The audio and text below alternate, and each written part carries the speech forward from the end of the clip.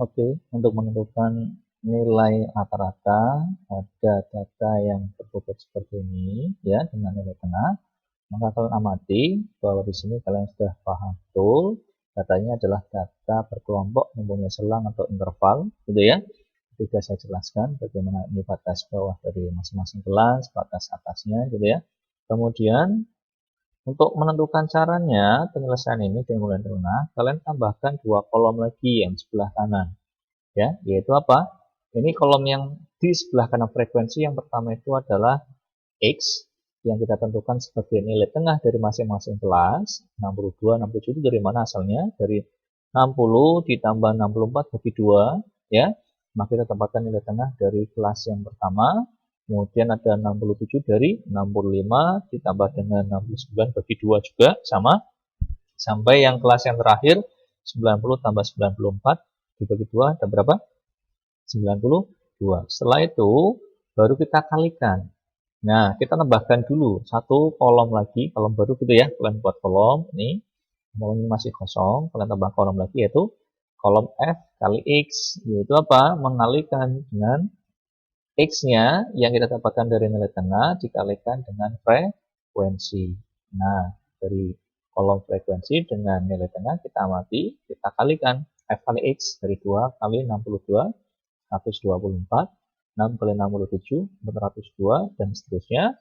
Nah, selanjutnya kita jumlahkan dari kolom F kali X itu tadi, perkalian frekuensi dengan nilai tengahnya, jumlahnya adalah 5435, sedangkan jumlah frekuensi kita berarti jumlahkan seluruhnya di tiap-tiap kelas itu, kita tambahkan 70, maka hasilnya dengan menggunakan data kelompok dengan nilai tengah ini, hasilnya berapa? Ingat rumusnya adalah X bar sama dengan sigma F X per sigma F, atau dari keseluruhan perkalian frekuensi kali nilai tengah 5435 kita dapatkan dibagi dengan sigma F adalah jumlah frekuensi 70. Kalian bisa menggunakan kalkulator di sini bantuan, gitu ya. Sama dengan berapa? 77,64. Oke. Next, yang kedua adalah mencari nilai rata-rata menggunakan rata-rata sementara atau kita kenal sebagai rumus coding. Tolong dihafalkan dulu. Untuk rumus yang ada di sini kalian pahami dulu ya, bahwa X bar atau nilai rata-rata sama dengan XS plus P dalam kurung ya, sigma F kali K per sigma F, gitu ya.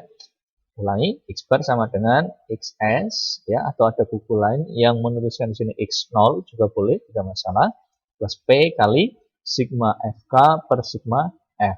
Ini tolong dihafalkan dulu. Nah, pengertiannya XS itu apa? Rata-rata sementara atau nilai tengahnya sebenarnya itu ya.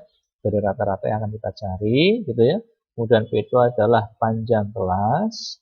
Panjang kelas didapatkan dari batas atas kurangi batas bawah ditambah 1, atau kita juga bisa menghitung secara langsung gitu ya.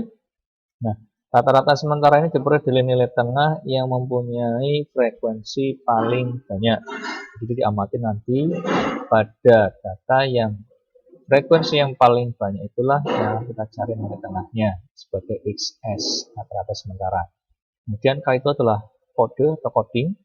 Itu artinya membuat 0 pada frekuensi yang paling besar, kemudian di atas kelas yang frekuensi paling besar kita tuliskan negatif ya, seperti membuat garis bilangan, negatif 1 ke atas, negatif 2, negatif 3, dan seterusnya. Kemudian di bawah dari 0 adalah positif. Nanti ada 1, 2, 3, dan seterusnya. Oke, amati langsung ke contoh. Tentukan nilai rata-rata pada data berikut.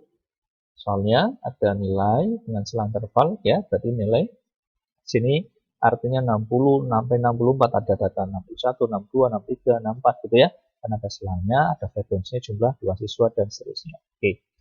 Caranya bagaimana untuk menggunakan rangka sementara atau rumus coding? Di sini tambahkan satu kolom dulu sebelah kanannya frekuensi yaitu X atau nilai tengah yang akan kita cari rataan sementaranya. Dari mana X ini? Sama seperti tadi ya, untuk menggunakan rata-rata nilai tengah, kita berarti menggunakan mana sih yang merupakan nilai tengah dari data yang ada di kolom X dari penjumlahan batas bawah ditambah dengan batas atas dibagi 2. Oke, 60 tambah 64 sama dengan 62 dan seterusnya. Kalau ini 80 tambah 84 dibagi dengan 2 sama dengan 82 sampai 92 juga sama. 90 tambah 94 bagi 2. Oke, sama? Oke. Nah, selanjutnya kita tentukan XS-nya di sini, ratan sementaranya adalah 77. 77 yang mana? 77 ini yang merupakan nilai tengah pada frekuensi yang paling besar. Frekuensi yang paling besar di antara 2, 6, 15, 20 kan adalah 20 gitu ya.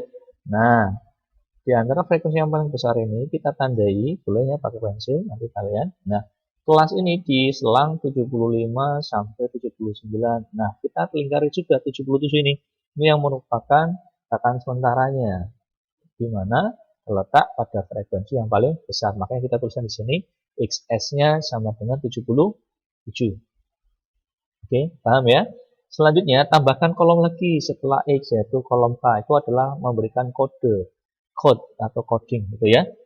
Nah, kalian fokus langsung ke frekuensi yang paling besar. Ini dulu langkahnya dulu nih. Nah, sebelah kanannya kita nolkan. Membuat 0 pada kelas yang frekuensinya paling besar. Di atas kelas yang frekuensinya paling besar, kita tuliskan negatif, bawahnya positif. Cara menuliskannya seperti membuat garis bilangan. 0, ya, ini jangan sembarangan, tapi dilihat dari frekuensi yang paling besar. Kita tuliskan, berarti atas negatif, negatif 1, terus negatif 2, negatif 3. Kemudian kalau di bawahnya 0, 1, 2, 3, positif seperti itu. Apakah selalu di sini letaknya di tengah-tengah 0 itu? Tidak. Yang tergantung nanti di mana posisi frekuensi yang paling besar. Bisa jadi di sini, kalau 0, misalkan 20-nya di sini, berarti sini 0. Di atasnya cuma negatif 1, ya. Di bawahnya ini 1, 2, 3, dan seterusnya. Nah, kalau misalkan letak frekuensi yang paling besar di sini, ya berarti otomatis di sini kita nolkan atas negatif 1, negatif 2, negatif 3, dan seterusnya. Ya, bawah cuma 1. Kayak gitu ya. Tergantung nanti amati dulu mana frekuensi dengan ya, di mana kelas yang frekuensi yang paling besar kita nolkan. Itu yang namanya kode. Terakhir, kita tambahkan satu kolom di sebelah kanannya kode tadi, yaitu F kali K. Merupakan perkalian dari frekuensi dikalikan dengan kodenya. Ya, amati kolom frekuensi dan kode. Kita dapat ini frekuensi F itu ya. 2 kali negatif 3 sama dengan negatif 6. Kemudian 6 kali negatif 2 sama dengan negatif 12 dan seterusnya. 7, lihat frekuensi, kalikan K, 2 sama dengan 14, 4 kali 3, 12. Kalau sudah, kita akan jumlahkan ini. Ya, menjumlahkan dari hasil perkalian F kali K ini akan kita sebut sebagai sigma FK di sini. Ya, oke. Kalau saran saya, menjumlahkannya, caranya gini, negatif dengan negatif itu jumlahkan seluruhnya, negatif 6 dengan 12 dengan negatif 15 gitu ya, negatif 18 tambah negatif 15, negatif 33. Kemudian kalian operasikannya ini, yang positif kita jumlahkan, ya, kelompokkan positif dengan positif, 16 dengan 14, 30, 30 dengan 12, 42, 42 ditambah dengan, nah ini negatif tadi ya, 33, artinya apa? 42 dikurangi 33 sama dengan 9. Nah, sudah kita dapatkan itu 9 dari hasil penjumlahan seluruh yang ada di perkalian F kali K.